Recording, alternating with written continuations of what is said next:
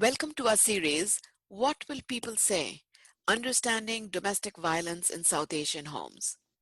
Our goal is to share support, information, and resources with individuals and families who are suffering or are victims of domestic violence. Please know that you're not alone.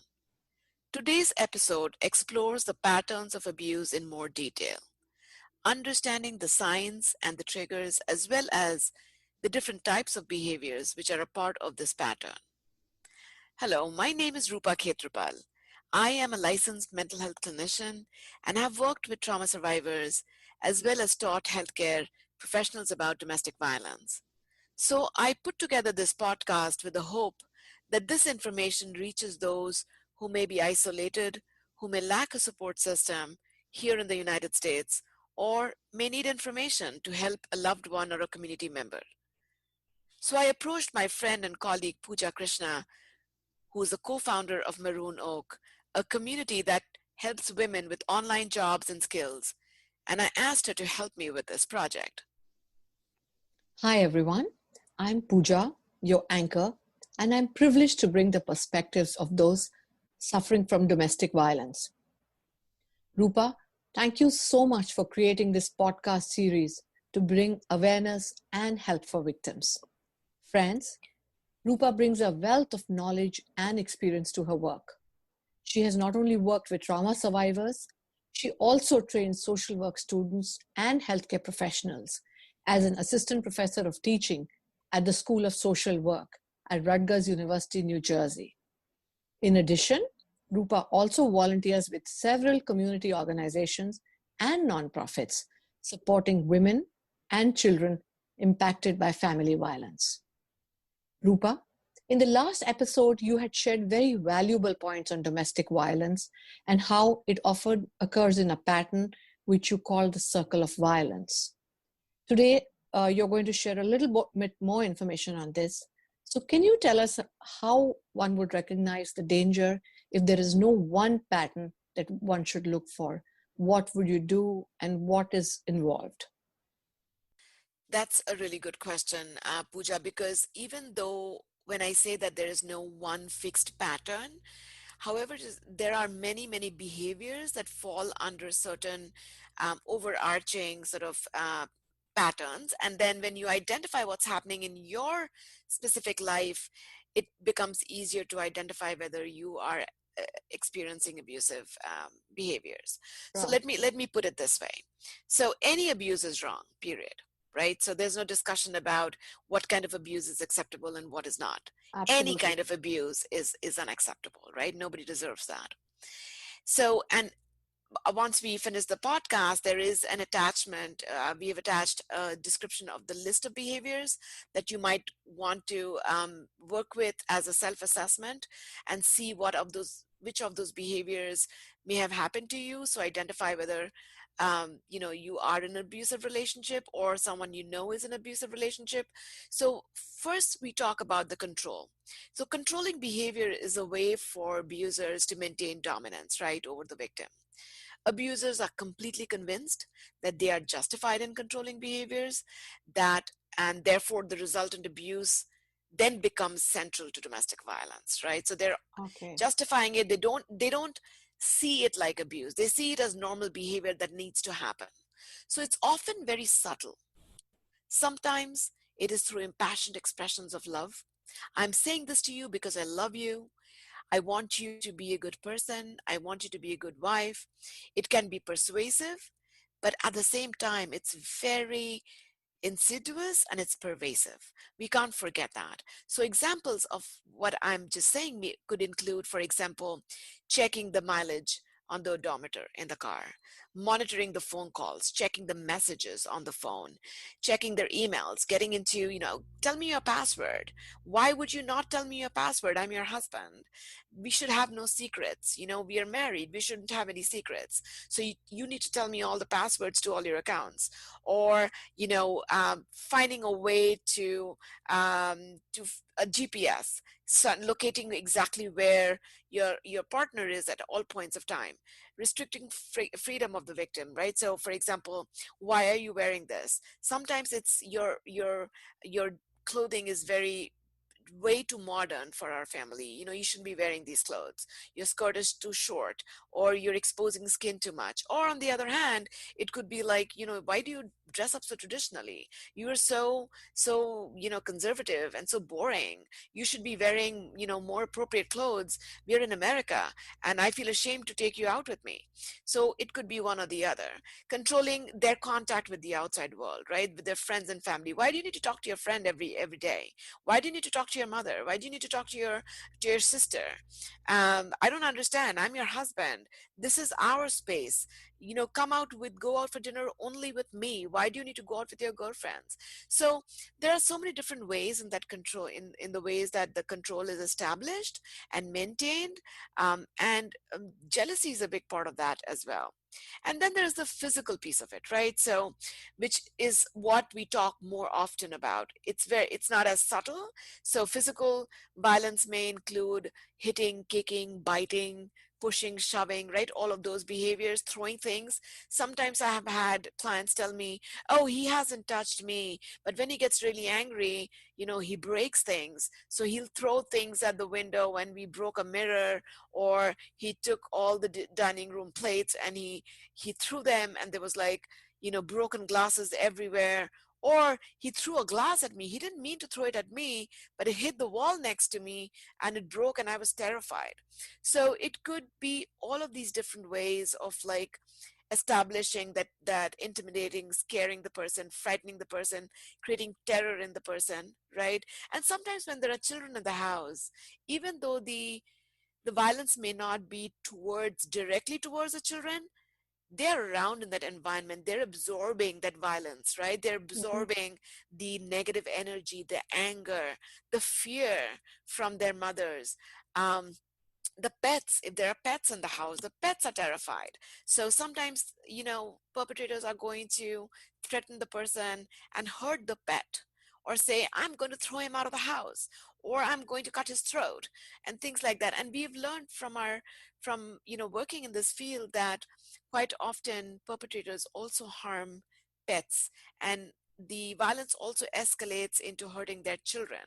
So it's kind of this extension of the violence that occurs in so many different ways.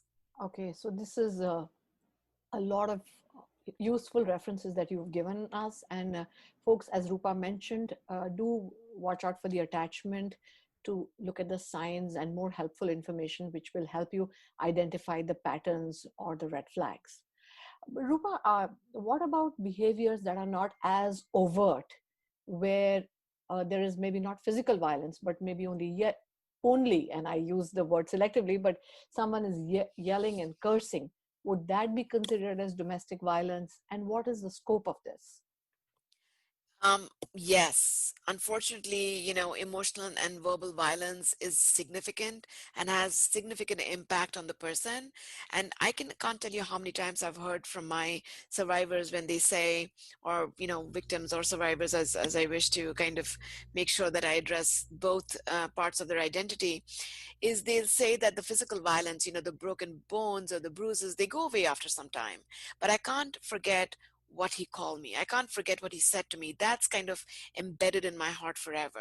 So some of these examples would be, name calling the person a slut, a prostitute, calling them a bitch, calling them all kinds of names. And if you translate these words in our regional languages, you can see how much of a negative impact that makes as well.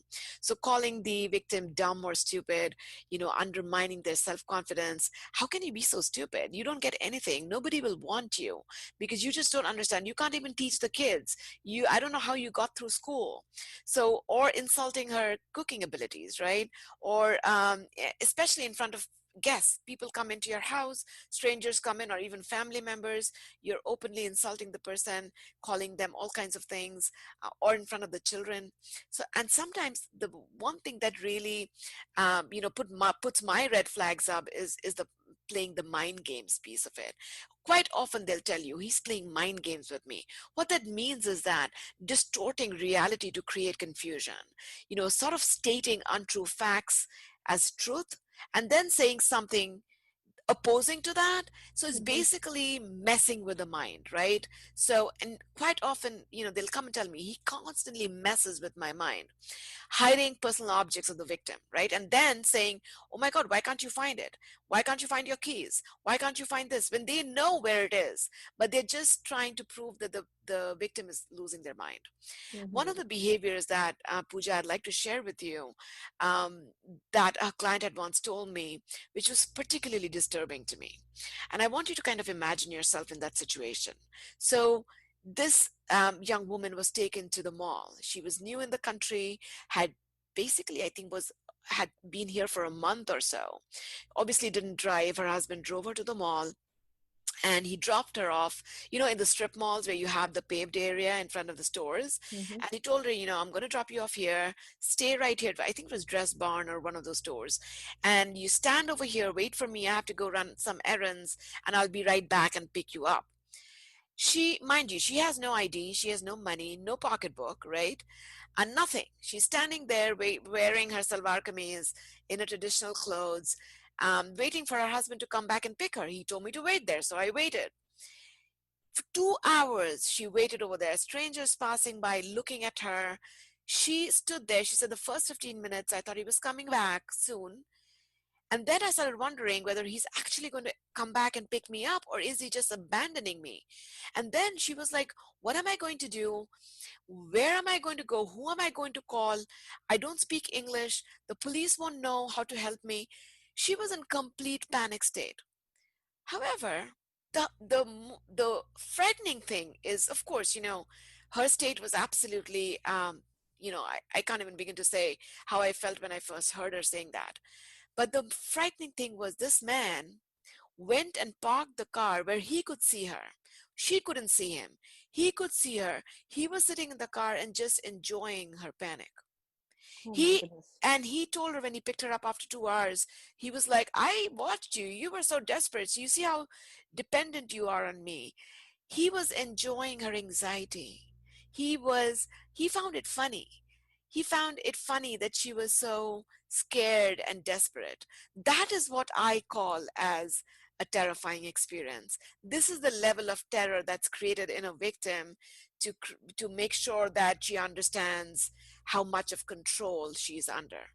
So those are these examples that kind of really, I would like to share with people. And sometimes they consider it as abuse. These are not typical things that people talk about. Right. And the other piece of it, and I was trying to make sure I remember to mention that, was in our community, our reputation. We talk about our reputation, which is like primary to everything else, right? Once a girl's reputation goes, basically she stops existing. So quite often that's used as a weapon against the victim. So the partner will tell her, the abuser will tell her, I'm going to call your family and tell them these things about you. Or I'm going to call your friends and tell them, what you did the other day or what you said the other day. I'm basically threatening to spoil a reputation. Or I'm going to just call your family and say that you're cheating on me and that you are having an affair. And whether it's true or not is irrelevant. You and I both know that. Just creating suspicion and creating a rumor can destroy a person's reputation. And that's what they often use. The other piece of it is the sexual abuse, right? Sexual abuse is using sex in an exploitative fashion or forcing sex on another person. So in South Asian marriages, marital rape is not considered unlawful, as the concept of consent doesn't really exist, right? Post marriage, what do you mean by consent? Because there's an understanding that marriage allows for unlimited sexual expectations with the victim, believing that it is her, and the victim herself believes that it is a duty to fulfill her husband's sexual needs. And declining any of the sexual advances from her husband is being a bad wife. This is something that's deeply ingrained in South Asian women. Right. And examples of sexual abuse, may include disregarding the victim's will to engage in sexual intercourse, making fun of the victim's body. You're too fat. Who would ever want to touch you? Look at you. Look at the way you look. Or forcing them to engage in sexual behaviors that causes pain or discomfort. Withholding sex. This sometimes people don't want to talk about. That's a way of punishing and maintaining control over their wives and spouses? Is withholding sex to punish the victim?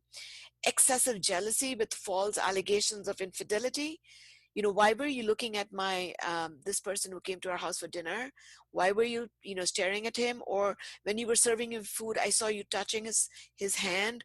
All kinds of things. So these are ways in which sexual abuse can be discussed. And finally, financial abuse is sometimes talked about in a way to control the victim through manipulation of economic resources. We all know that sometimes freedom comes from our ability to be self-sufficient financially. And by controlling finances, many of these survivors and victims are basically sort of get really really caught up and trapped in these relationships. So these are behaviors. This may include controlling the family's income, restricting access to money.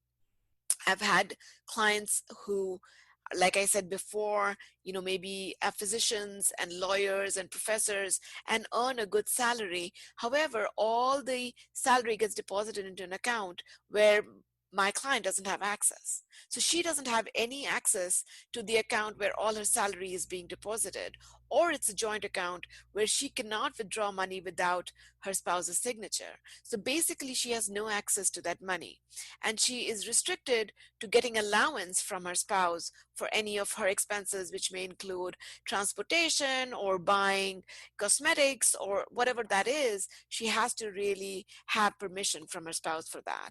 So any of the access to bank accounts is limited, no credit cards sometimes. The victims are given an allowance, a weekly allowance. And sometimes I smile when this is a physician I'm talking to, and she says, no, he gives me money for transportation. And in my mind, I'm like, well, you're earning a salary. Why are you getting an allowance? It's like really, basically like infantilizing a person, making them into a child, that we give allowance to a 16-year-old, to help them cover their expenses. Sometimes it also, Pooja, causing difficulties at the workplace, harassing the victim to leave her job, because sometimes abusers know that if she has resources, sort of she has some control over their lives. So forcing the victim to leave. If you can't do this in the way that I want you to do it, leave your job, because then they become financially dependent on the abuser, and that control is kind of firmly established. So they also call up the workplace often, embarrass the victim in their workplace. So there are different ways in which the financial control and the financial abuse manifests itself. Okay, so you talked about a whole range of behaviors. You said it could be controlling, it could be physical, emotional, and verbal, as well as sexual abuse and financial abuse. So, this is something important for us to know and be aware of. Rupa, in the earlier episode, we did talk about why victims don't seek help. And folks, I would highly recommend that do listen to the earlier episode as well, because we will be focusing on different topics in depth in each episode. And Rupa comes from with a wealth of knowledge and experience and understanding of the victims' stories. But particularly in the context of the types of behaviors that you just talked about, tell us what this does to the victims. What's stopping them from reaching out for help, telling their families, or even accessing helpful information? Right. And that I think is key to our understanding these situations is isolation.